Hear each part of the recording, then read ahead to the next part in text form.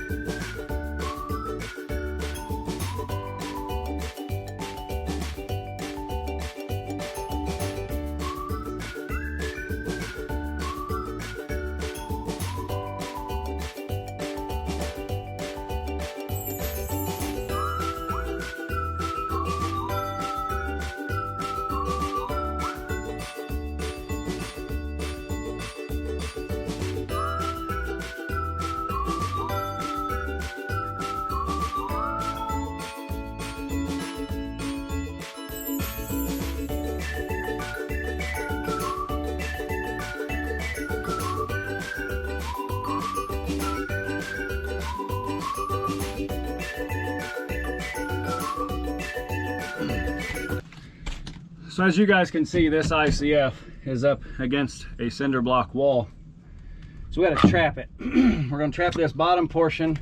So we have a little step here with a 2x4, tap con it down, and we're going to get another board right in here to trap that section and tap con it to the cinder block.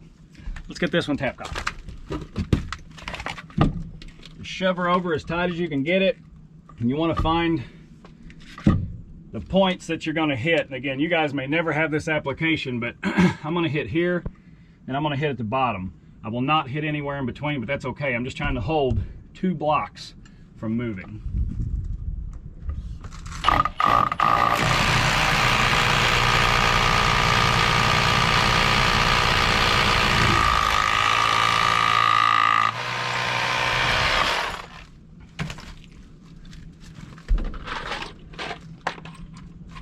We're just using number 10. I wish they had them a little bit longer, but 2 3/4 inch tap cons. They take a 5/32 drill bit.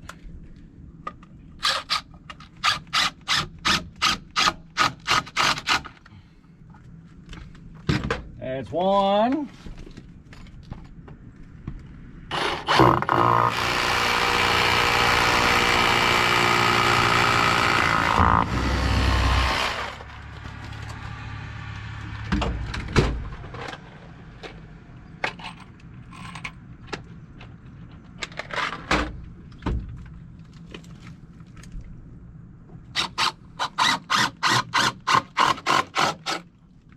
That's 2. So that gets the bottom trapped. Now we'll put a board on up through there.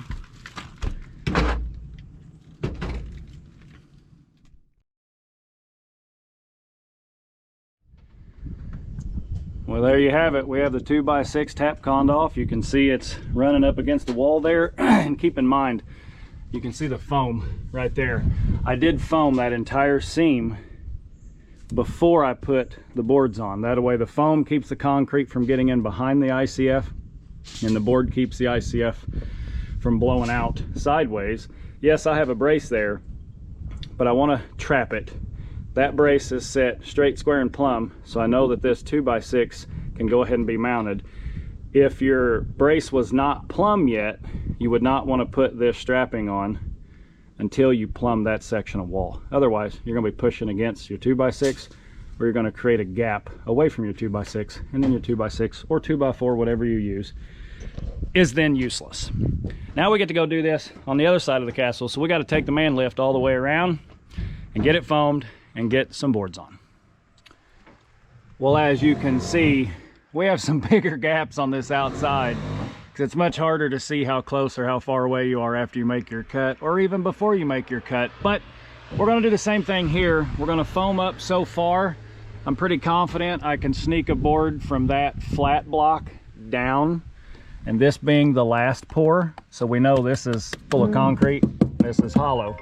So we're going to fill this up to that point, and we're going to get us a board on here, and then we're going to bump up. You can see where this man lift comes in, greatly beneficial. It's hugging the castle, but we're going to get her put together here. And obviously my phone is not going to stop ringing today. We'll be back.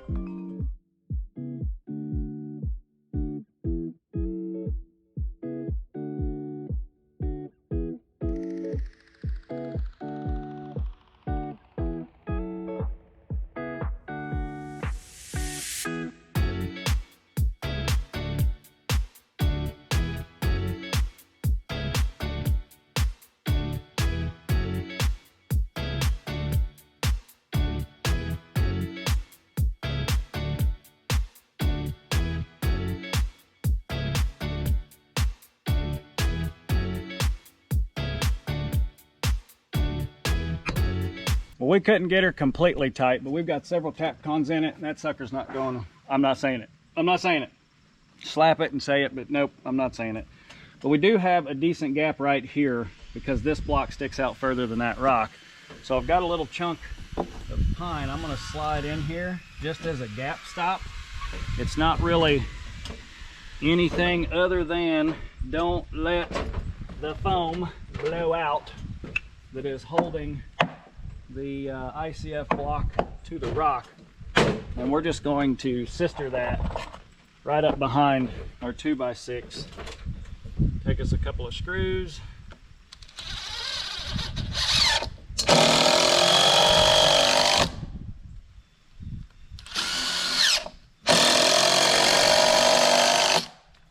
Now that block's not going to go anywhere, and it's holding that foam in on the back side, because you can see the foam right here that's sticking past our 2x6. I'm not worried about that little bitty gap.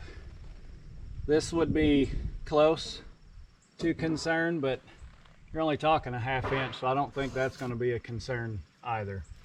Plus, we're only 3 foot down, so there's not going to be as much pressure here as there's going to be way down there, where we got a board up against it really nice and solid. I'll show you guys that.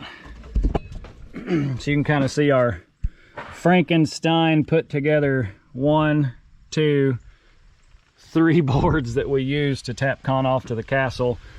There's only a couple of spots that you can hit with your tap cons because the rock is erratic, and it looks like maybe I should throw me another piece of pine right in here behind this board, and then we'll probably call this, I'm not gonna say good, but I'm gonna say less uncomfortable. Let's put it that way. We're gonna get that last piece of pine in there, go check on Eric, see if he's got the gable end caps made. And then we gotta put up our string lines and a few other knickknacks, and we'll be ready for this pour. All right, we are putting on the last stiff back. I know you don't have to have these boards, but I just sure believe that they make your wall way straighter and cleaner, and I like it. So they're a pain in the butt sometimes, but I think they're worth it.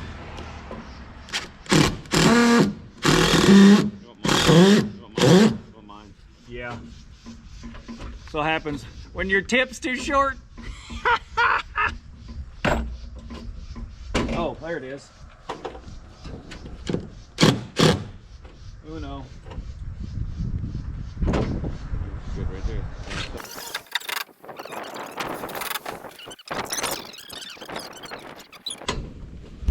We have all the stiff backs around the rest of the addition. You can see that one running long right there. Don't screw up. You're on camera. Now, one thing I do want to mention, a little tighter, after Eric gets that tighter. So you do have to be careful. If you put your screw in shallow, it lifts the block, no matter which block you're using. If you put your screw in at a steep angle, then it sucks the block, sucks the stiff back to the block. There's a big difference, and you see how steep Eric went in right there. A little more. Yep, a little more. There you go, that's good. And then put one in the stiff.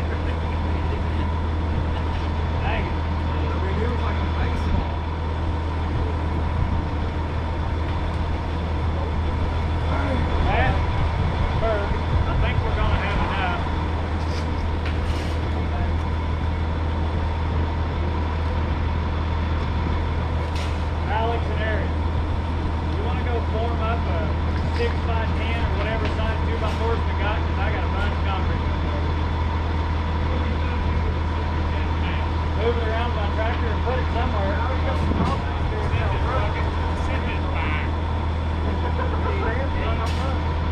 I believe you in your truck.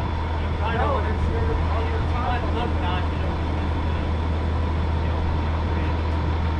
These things are from Jasper. Listen, Hey, I don't want to waste that three tubes in the yard. I bet he's still sitting there. I bet there's a whole yard left over. Then they're gonna charge me $65 for the freaking block. No, they went out. Here's 70 now. We're full, Matt.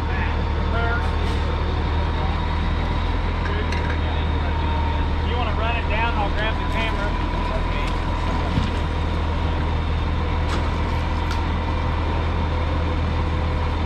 Just whatever size, Alex, and then if we end up running short, we can move the outside board in and tap it off. Got a bigger board for the basic. Use a 2x6 reverse. Yes, sir. I can't go all the way down, remember? I know, but I'm talking about you. Quit. I'm only putting one. A little more, Matt.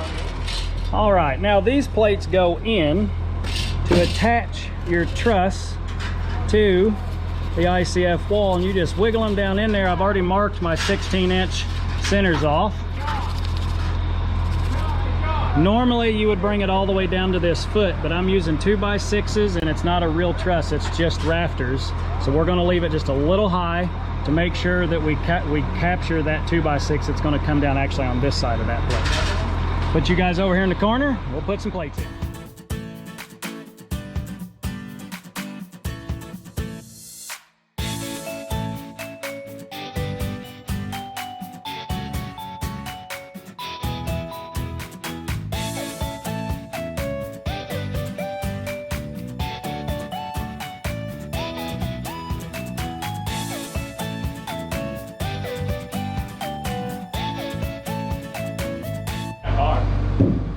So luckily today, I got Concrete Matt, since honestly the pump truck guy's name's Matt, my name's Matt, and his name's Matt. So DP coined the phrase Concrete Matt, which is M&R Excavation.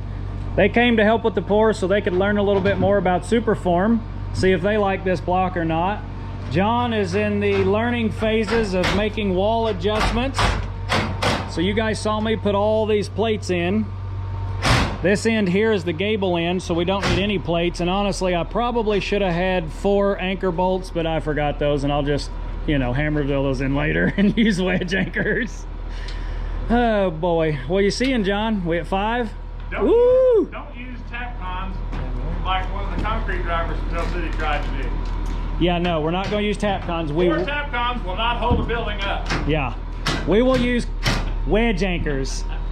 And I'm stating that because the floor system goes in and then that bump out gets framed all the way out to here. So I will have 1 seal plate, and I forgot my concrete anchors.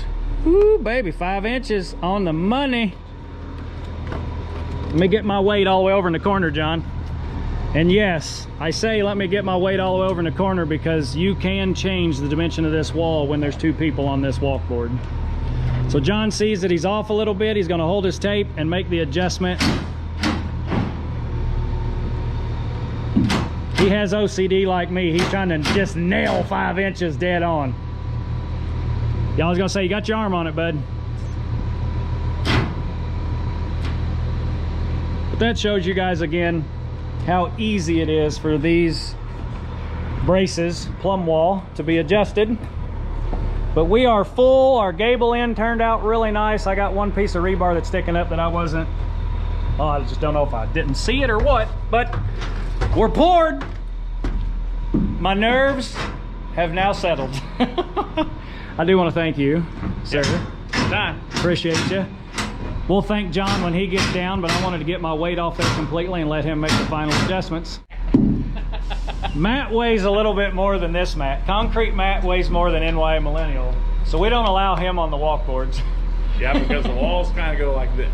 Right, so if you get yourself set to 5 inches and Matt was to come down, well, now that wall could lean out up to 1/4. I think we found at the 1 pour. More than that when I was on it. So try to keep the guys that are on the walk board 200 pounds or less. Yeah. We'll put it that way. Yeah. The guys adjusting the braces need to be 200 pounds or less. That's a very key detail that is important. Well, hopefully you guys enjoyed the video, and as always, like, comment, subscribe. Thank you guys. Greatly appreciate your help.